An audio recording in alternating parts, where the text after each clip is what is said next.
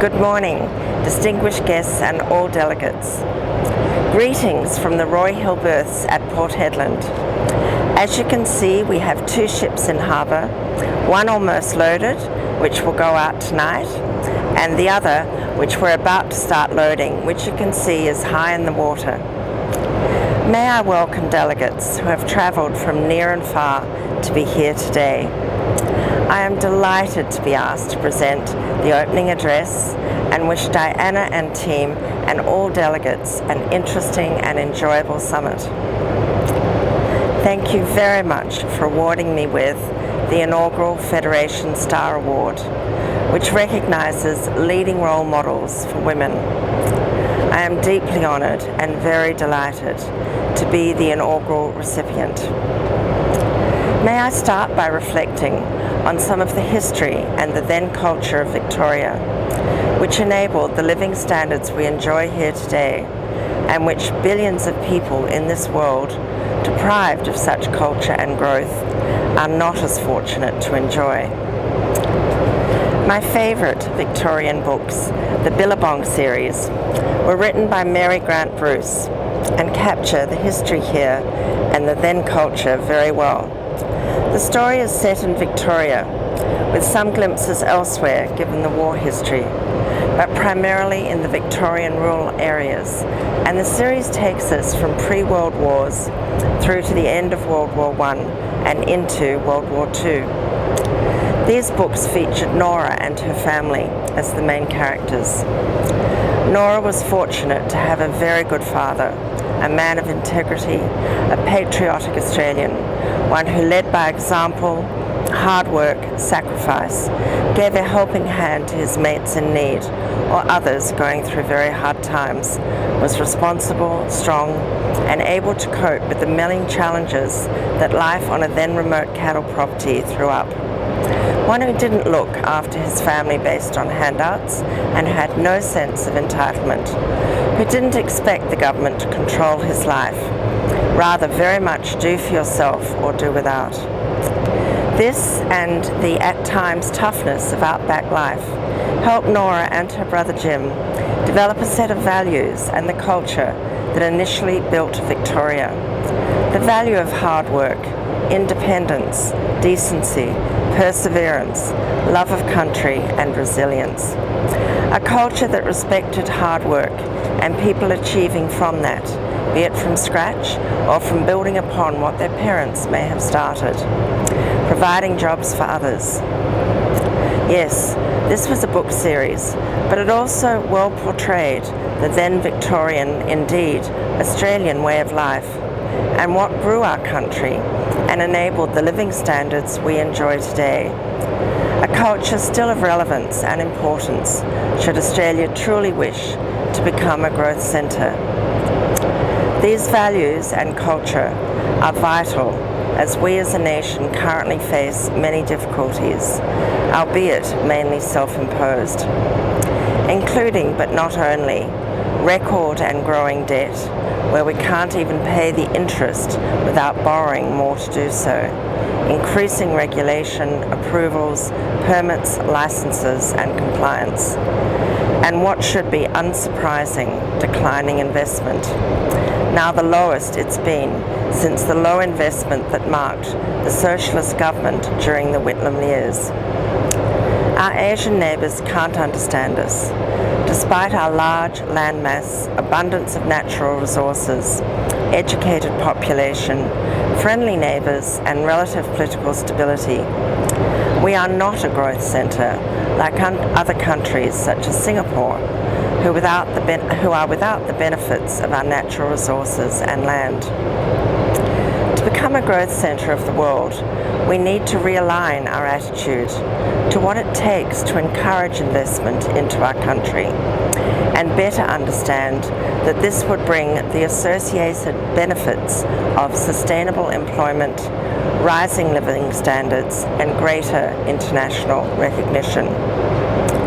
We can't do this without attracting investment. Of course, an essential pillar to attracting investment and becoming an international growth centre is to significantly reduce the amount of red tape and government burdens, permits, approvals, licenses and compliance. The Institute of Public Affairs, IPA, one of Australia's think tanks, wrote recently of a Melbourne cafe wanting to invest more and employ more people, Crate Specialty Coffee Cafe. They applied to local government to increase the cafe's seating and trading hours in response to customer requests.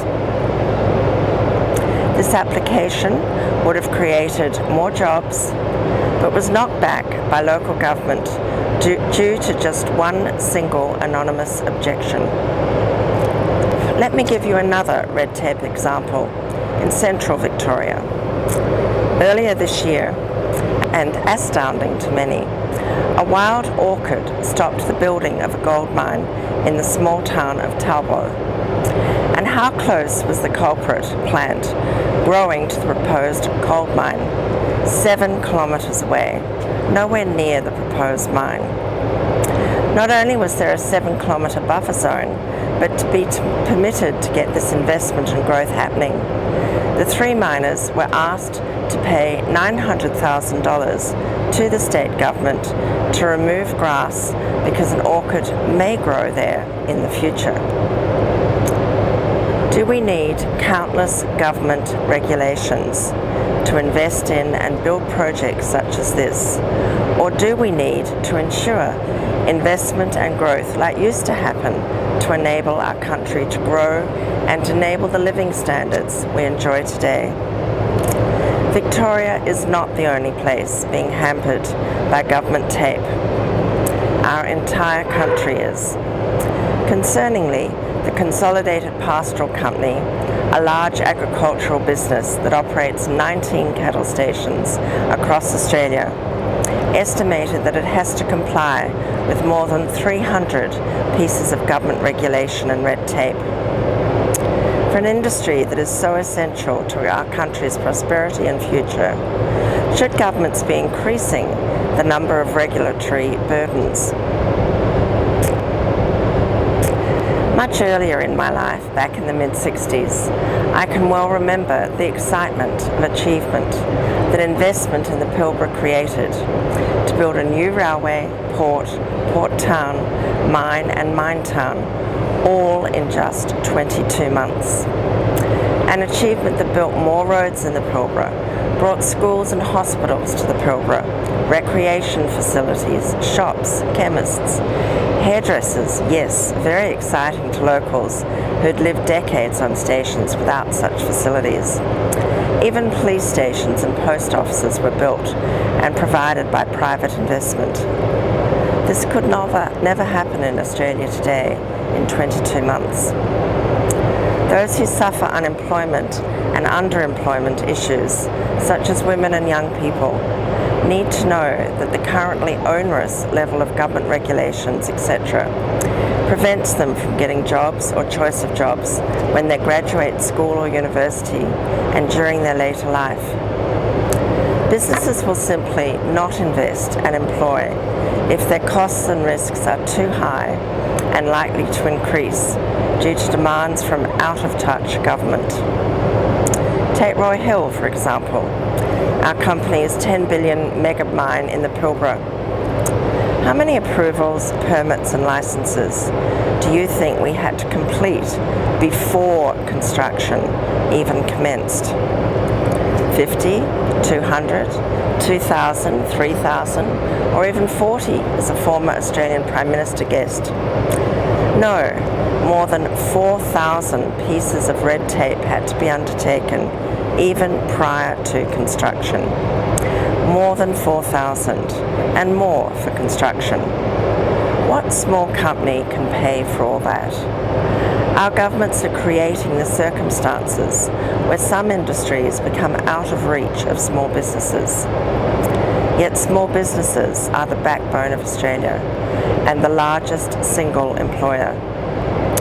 Is it really helping us to become a future growth centre to effectively cut out small businesses in some areas and instead hope to rely on multinationals?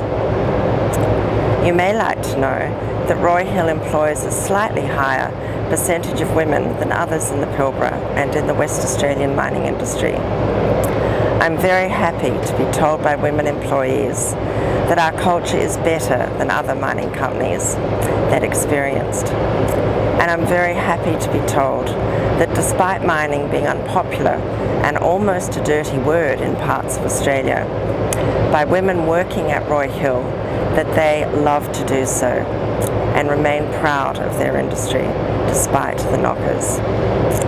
Sometimes the industry is knocked by people who don't really understand aspects of it.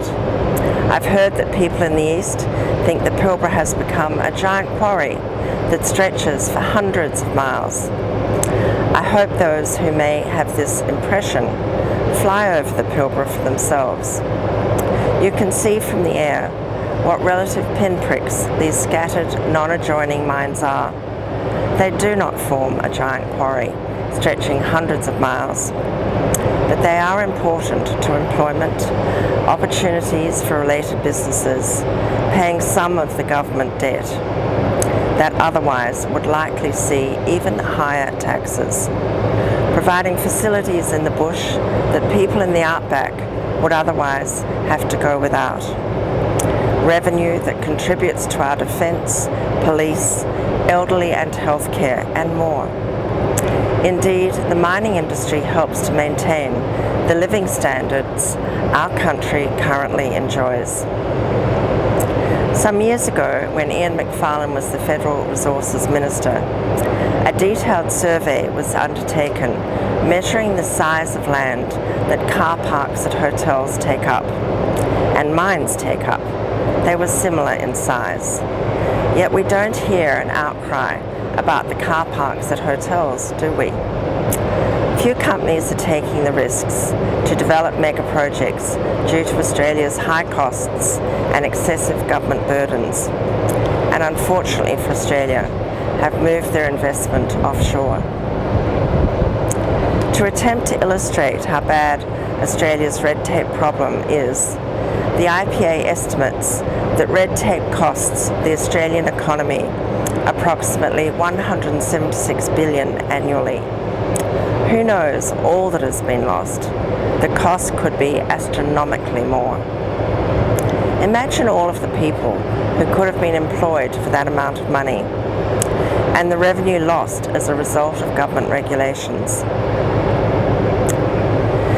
The IPA also estimates that under Australian government's lead by Gillard and Rudd, a staggering 444 bureaucratic government bodies were established in Australia, of which 198 are engaged in imposing regulations on different industries. With over 700,000 Australians unemployed and Australia in record debt, with a growing elderly population requiring assistance instead of providing taxable income, and investment at record lows, it must be thought about and asked, how will this make us a growth centre? India is a current example of how a country can turn an economy around, improve the lives of its people, lifting hundreds of millions from poverty levels, and move towards becoming a major growth centre. When Prime Minister Modi was elected as Prime Minister in May 2014, he inherited a sluggish economy that was struggling in part because of the renowned excessive government tape. Prime Minister Modi said in 2014, quote, "The country can progress only if we end red tapeism. No red tape, only red carpet is my policy towards investors." End quote. Since coming to office, Modi has embarked on making civil servants more accountable, changing the public service culture, radically cutting red tape, speeding up the process of incorporating a company, making it easier for companies to get electricity, encouraging India's states to make doing business easier, holding regular meetings with top bureaucrats to inquire as to why projects haven't been completed or are delayed, restricting official forms to one page and reining in the authority of federal inspectors. The majority of mainstream economic measures indicate that the Indian economy is much stronger and is performing better as a result of Modi's actions to curb government tape. According to figures published in the Wall Street Journal, India grew at 7.6% for the year ended March 2016, resulting in India overtaking China as the world's fastest growing big economy. Indeed, the fastest growing economy now in the world. The Prime Minister told me India's economic growth had doubled after just 1 year in office. Inflation was almost half from what it was a year earlier. Car sales growth was up. Industrial production growth returned into positive territory. India's budget deficit has been reduced to 3.9% of GDP, and foreign direct investment was up over 60% from a year earlier, from 24.3 billion to 40 billion.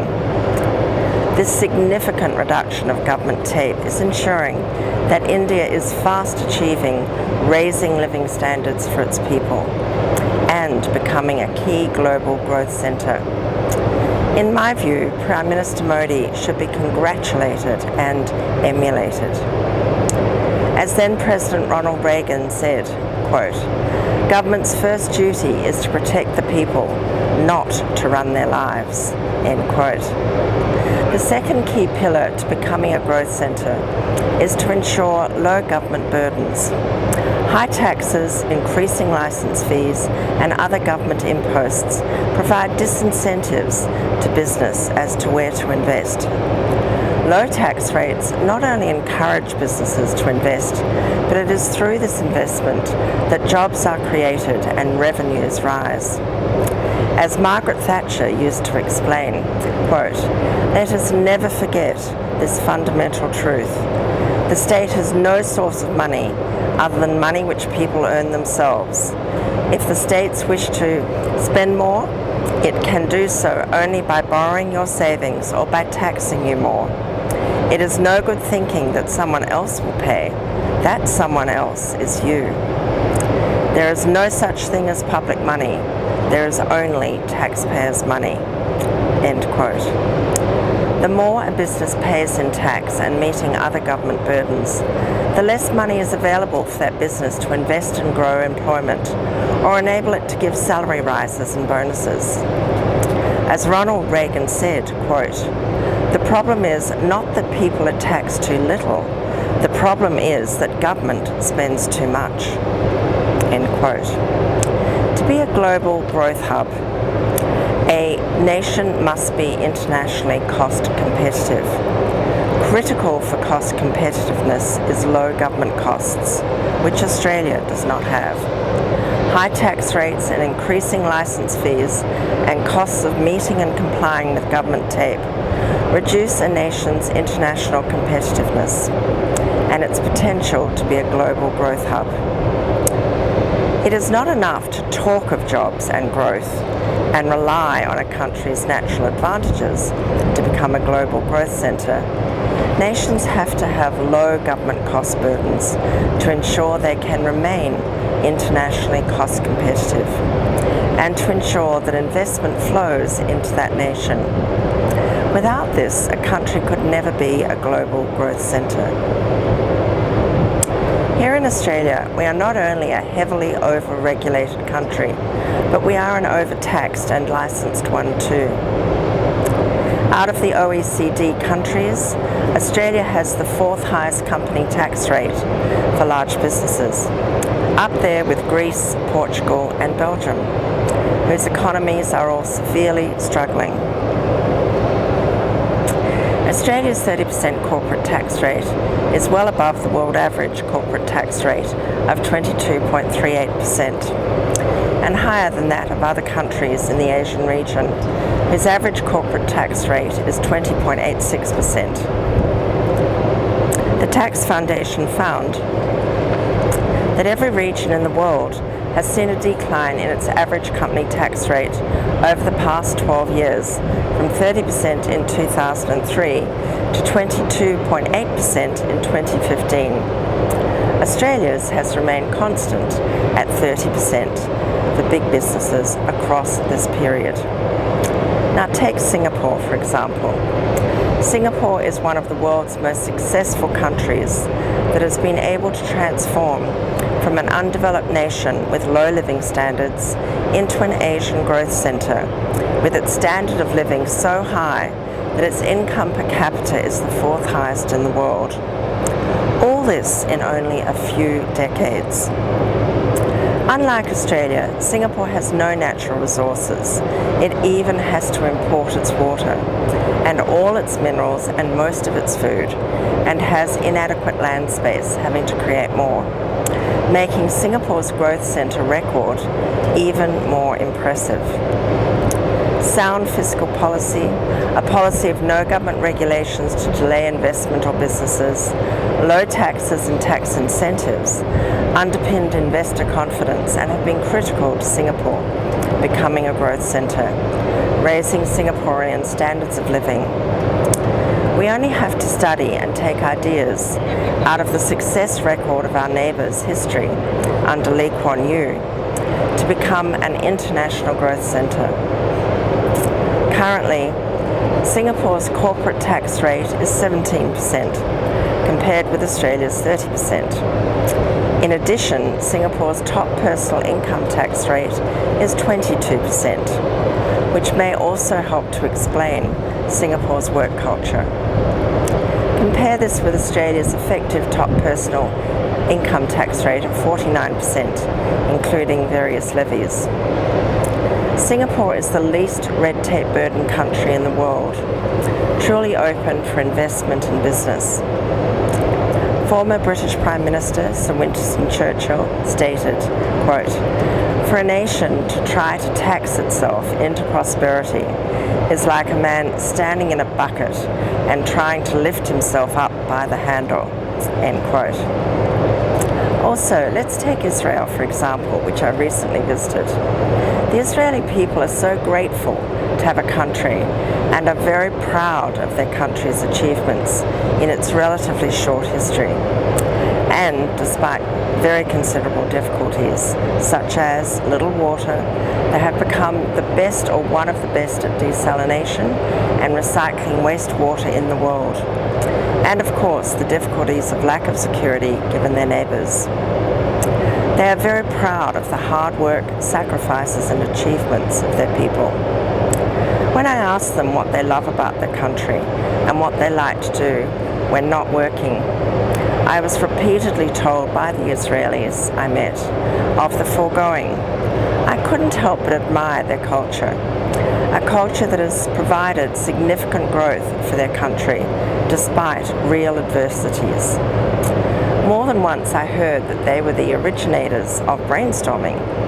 As they said, they learned to do this through their adversities. Indeed, their need for defence has driven them to new technologies such as drones and vehicles without people. I also couldn't help compare our culture. Do we admire people who work hard, sacrifice and achieve? When asked why we love Australia, do we hear it's because of the people who work hard and achieve? In summary, Australia and indeed other countries who want to have the benefits of improved standards of living should be acting urgently to significantly reduce tax rates and other government burdens, which serve as an impediment to business, investment and people's work culture, and to becoming a global growth centre. Although there is much work and changes needed for Australia to be able to become a real growth centre, it's not impossible. India and Singapore and others have shown us how it can be done. And let's not forget the growth and achievement of Israel in a relatively short time, despite its significant adversities. Thank you very much again for inviting me to speak and for your very kind award. I wish you all the best for your summit. Thank you.